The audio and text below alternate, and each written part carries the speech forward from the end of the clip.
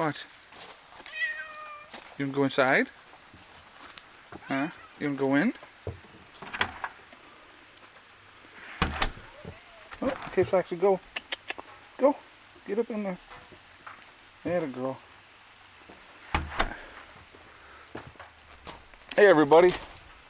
Prepper Nurse 1 here. I don't know if you can see this. It is a very, very, very wet and rainy day here at the homestead. I just went and picked up the kids. So, sorry I haven't been hammering on the questions.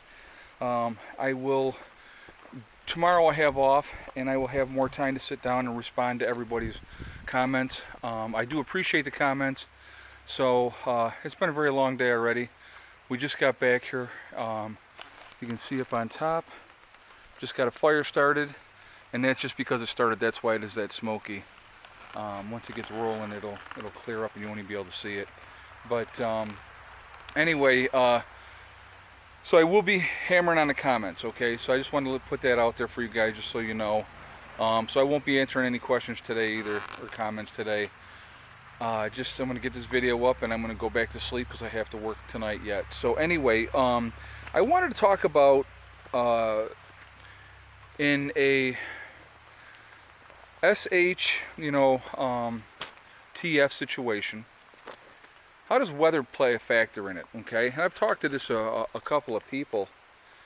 If that situation happens, and depending on the time of year, it can adversely affect either the north or the south greatly. It's going to affect everybody regardless. But let's say it happens in the wintertime. And, hey buddy, hold on a second, we've got another... What's going on there, man? How are you? I'm going to the house? Come on. No? Go in the house? So, okay, so how is that going to affect you if you're in the Northeast and if it happens in the wintertime? Let's say it happens in January, okay? Well, I'm not sure if he wants to come in the house. You coming? Oh, okay, well then wait. He was just coming up to say hello. Okay, so if it's in the Northeast and it's a wintertime, not everybody has a wood stove. Now here out in the country, almost everybody has a wood stove. So I don't think it would affect us as greatly in the country as it would, say, in suburbia or the cities. Not a lot of places have a wood stove. Now a lot of the older homes may have a fireplace, but they're not very energy efficient. Actually, about 90% goes up the chimney in those old fireplaces, 90% of the heat. So, but anyway, let's say it happens in the wintertime here in the Northeast. Your loss of life would be tremendous, okay? And actually my lens is getting all messed up here, so hold on. Your loss of life would be tremendous in the Northeast in the wintertime. I mean, it would be huge. A lot of people would die because they would just die of hypothermia in their own homes.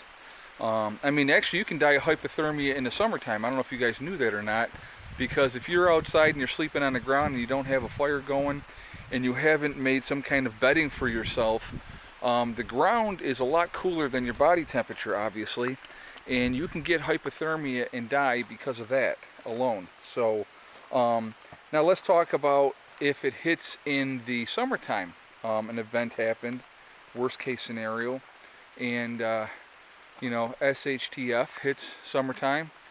Now in the summertime in the south, I know that I talked to a lot of people and they were talking about how the temperatures were over 100 degrees for like 90 days straight. Well, now all of a sudden you don't have any power, you don't have anything to cool you down. If you're in Florida, for an example, or Louisiana, or Mississippi, or one of the, Georgia, or one of the really hot states, I mean, even South Carolina gets really, really hot. And you're used to going from your air-conditioned car to your air-conditioned house to your air-conditioned work, and now all of a sudden you can't. You're talking about a lot of people dying of heat stroke.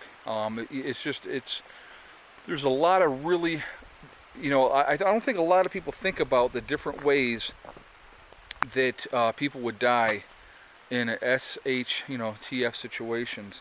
So, you really, I think about all those things all the time, to be honest with you, and that was why, like, one of the biggest things was being able to have our own heat, and being able to stay warm is such a key for us. I mean, like today, it's 42 degrees, it's raining, And I mean, the temperature, it's not bad. I mean, it's just you know, it's miserably cold. And if you were out in nature and you know, and you had to get something or do something and whatever, I mean, it could be very adverse to you. So so I just wanted you guys to think about that and think about, you know, weather conditions and how is that going to affect you if some kind of an event happens where we don't have power anymore.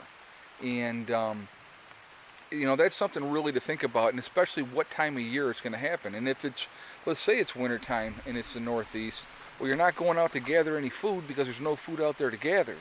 And then when you have everybody and your brother out there in the woods banging away at everything that moves, you know, there's not going to be a lot of game for very long out in the woods. I mean, I know a lot of people are like, well, I'll just go in the woods and I'll hunt in the woods.